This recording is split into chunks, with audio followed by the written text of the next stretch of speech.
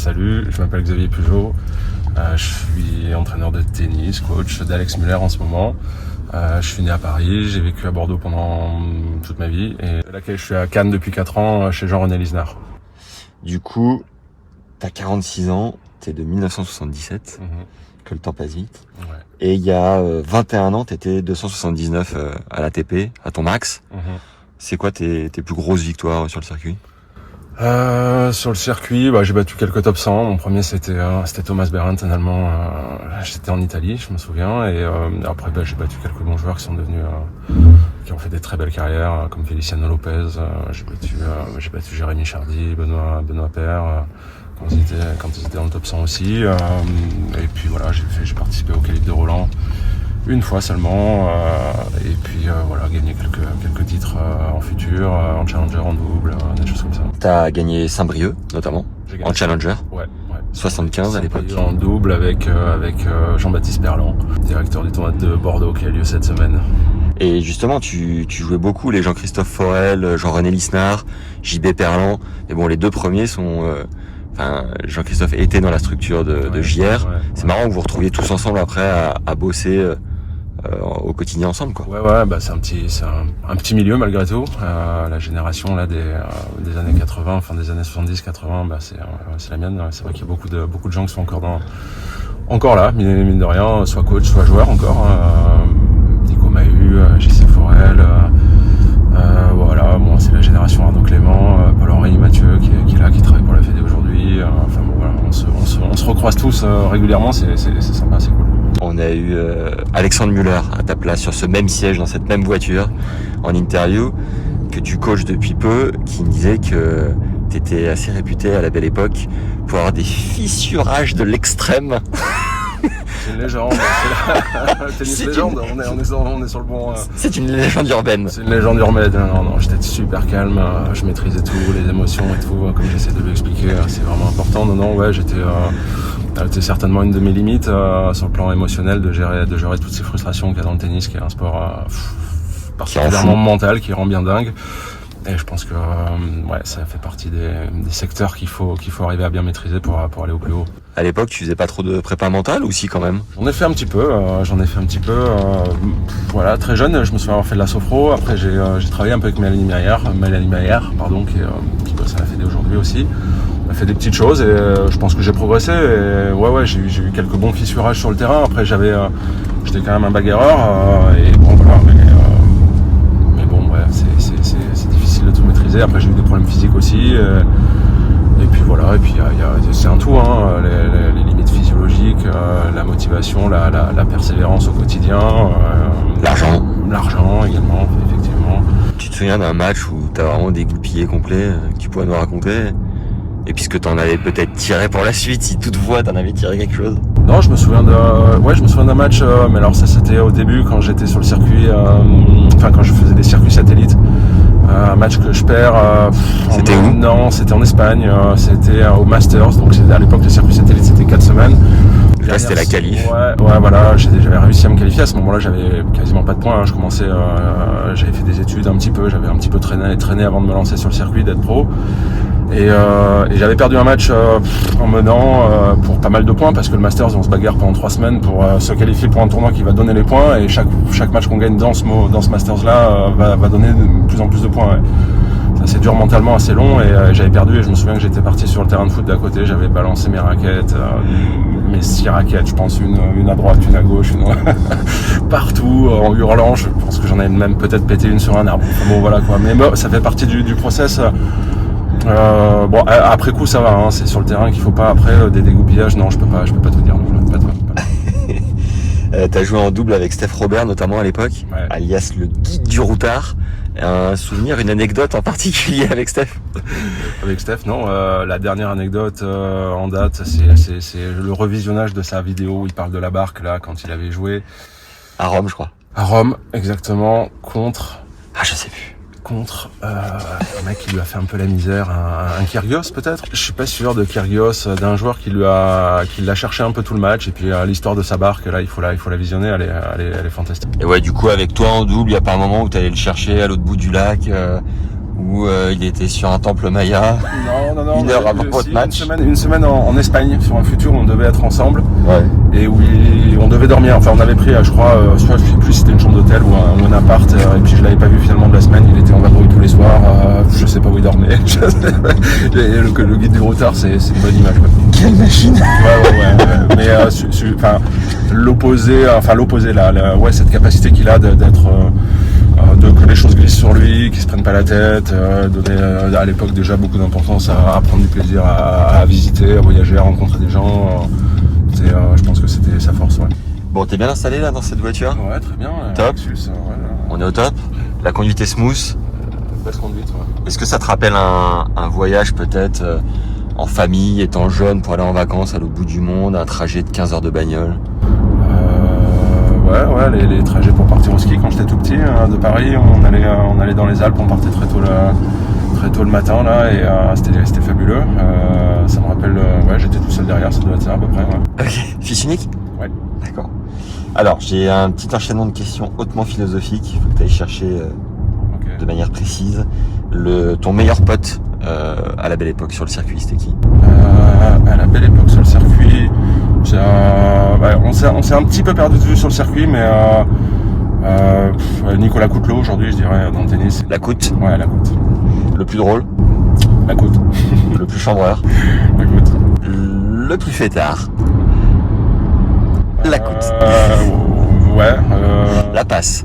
La Passe, Julien Jean-Pierre, Nicolas De Wilder. Non, on a fait des bonnes fiestas, Marc Jiquel. C'est bon ça. Le plus fou? La Coute, hein. Ah ouais? Ouais. Olivier Malcor. Ok. Il était Maxime Boyer. Maxime Boyer aussi? Maxime Boyer, ouais. Ah ouais? Ah oui. Excellent. Je l'ai eu un petit peu chez Mouratoglou dans les Yvelines quand j'avais 13 ans. Mm-hmm. Max Boyer, très très bon. Ouais. Je savais pas qu'il avait cette part de folie. Ah ouais. Si. Il est bien contrôlé, super. Ouais. Ça se sent. Le plus beau gosse? Le plus beau gosse là, des potes français ou Ouais. circuit, de quoi? Ouais, du circuit, on va dire de ton époque, quoi, tu vois. Je sais pas, j'en sais rien. Toi? Non, certainement pas. Faut demander aux meufs. Ok. Ben justement, la joueuse la plus mignonne de l'époque. La chose la plus mignonne, je sais rien. Ok. Non, de l'époque, c'était qui? C'était Kournikova, c'était... Peut-être Sabatini à l'époque, j'aurais aimé... Ah ouais, j'aurais aimé connaître. Mais on n'était pas sur les mêmes tournois. Salut Gabriella, on peut se connaître? Non, j'aurais aimé la voir. Ouais. Pour pouvoir juger, mais elle avait l'air d'avoir quelque chose. La personne la plus connue dans ton tel?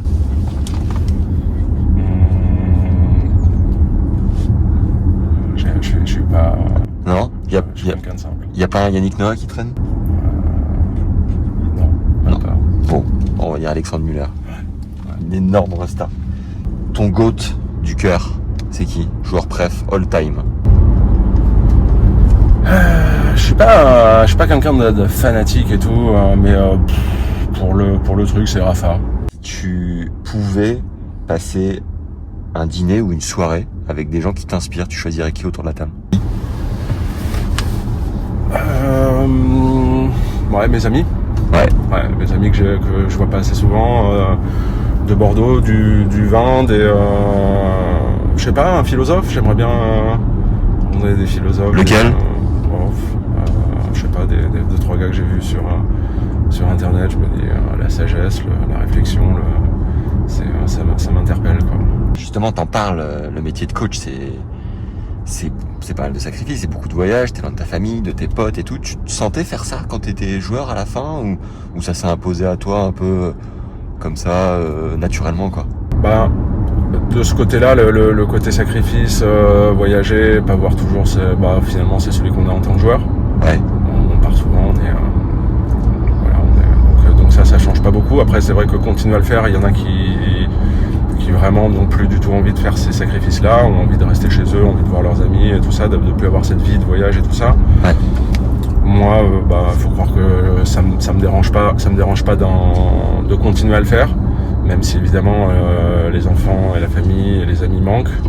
de temps en temps, clairement, mais bon, ouais, je sais pas, je sais pas si j'avais vraiment prévu de faire ça, mais ça s'est fait un petit peu tout seul, et aujourd'hui, ouais, les moments partagés avec les quelques vraiment beaux moments valent le coup. Tu dirais que c'est quoi ta plus-value à toi, ton approche en fait du coaching que tu peux transmettre notamment à Alex en ce moment? En fait, Alex, on avait déjà bossé 1 an ensemble quand je suis arrivé au centre. On se connaît un petit peu. Je pense que c'est un avantage parce que forcément, on avait arrêté, donc voilà, sans qu'il y ait vraiment de réels problèmes. Il y a des petites choses qui passaient pas certainement quand on a arrêté. Jean-Christophe Forel a pris le relais avec lui. Aujourd'hui, on redémarre une petite histoire ensemble, et je pense que c'est bien qu'on ait eu déjà cette histoire avant pour nous connaître un petit peu, savoir ce qu'on peut attendre l'un de l'autre, comment on est en fait, pour ajuster les choses au mieux. Il s'est passé 2 ans de plus où j'ai eu les filles pendant 2 ans. T'as eu qui chez les filles? J'ai eu Anna Blinkova et Barbara Gracheva. Ouais. Voilà, donc j'imagine qu'on a évolué. Moi, j'ai évolué de mon côté, lui aussi. Donc voilà, on en est là, et j'essaye de lui apporter le côté aujourd'hui, se persuader qu'il est à sa place là et qu'il peut même aller plus haut, qu'il a ce qu'il faut pour aller vraiment plus haut. C'était toi du coup sur le banc avec le match contre Roublev. Ouais. Tu peux nous partager tes émotions à ce moment-là? C'est marrant parce que ça faisait 3-4 semaines que vraiment je lui disais tu joues super bien. Maintenant, il faut que tu arrives à pas t'échapper. Les derniers matchs qui t'ont échappé, finalement, c'est pas ton tennis qui te les a fait perdre. C'est un petit peu autre chose. Et franchement, Rome, on est parti vraiment à Rome avec ce truc-là de croire en soi, de se dire qu'il y a les moyens contre n'importe qui. Vraiment, il y a plus, en plus, il y avait plus Djoko, il y avait plus machin, donc il n'y a aucun joueur. Vraiment, le truc, c'est qu'il y a aucun joueur que tu peux pas battre ici, vraiment.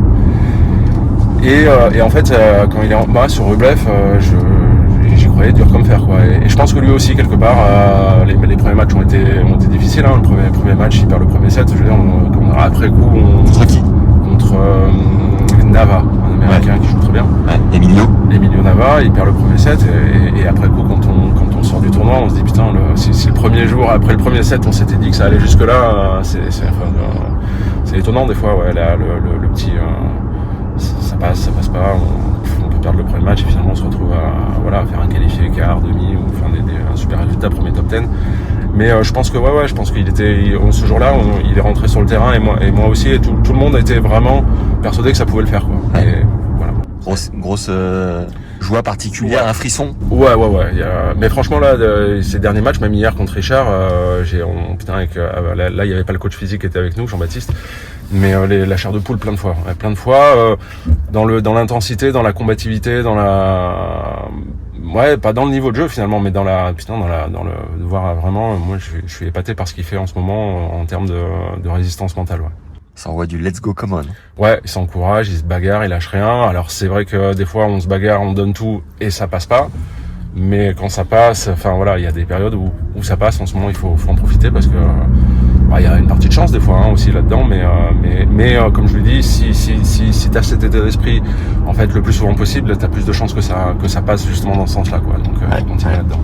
Et justement, ça envoie même du combat contre Richard, KT4 premier tour, en laissant de l'influx et tout. Une semaine avant Roland, tu le juges comment cet investissement, temps physique, moral et tout, quoi, tu vois? Je pense que, comme disait Rafa, c'est un truc que tu dois travailler tous les jours, et quand ça devient une habitude, finalement, ça coûte pas tant que ça. Ouais. Alors que c'est juste une habitude de se bagarrer à l'entraînement, il lui demande un jour là, un journaliste lui a demandé comment tu fais pour travailler ton mental. Il dit je travaille pas tous les jours à l'entraînement, ça se travaille en fait. Et donc cet état d'esprit là, ça devient une habitude, et s'il arrive à maintenir ça va pas lui coûter en fait. Et après Rome, effectivement, qu'il ait réussi à remettre le couvert hier contre un super bon Richard, franchement, le match, moi j'ai trouvé ça vraiment d'un très bon niveau. Chapeau à lui d'avoir maintenu ça, parce que le deuxième set, honnêtement, il va le chercher, c'est pas l'autre qui lui donne. Et je pense que il est encore à un niveau où faire ici une finale ou un vainqueur éventuellement, on prend, quoi. Hein. Parce que Roland, tu peux te préparer aussi bien que tu veux, te dire ok, je vais faire du jus, je vais me préparer spécialement pour Roland, mais tu tombes sur, je te dis n'importe quoi, un Djoko ou un Sinner qui est et puis tu prends 3-7 parce que le mec est plus fort ou que enfin j'en sais rien, bon tu perds au premier tour, au final tu te seras dit bon mais ça servait à quoi d'avoir fait cette prépa, enfin autant aller au combat encore cette semaine, on a pris le temps quand même de se reposer un peu après Rome.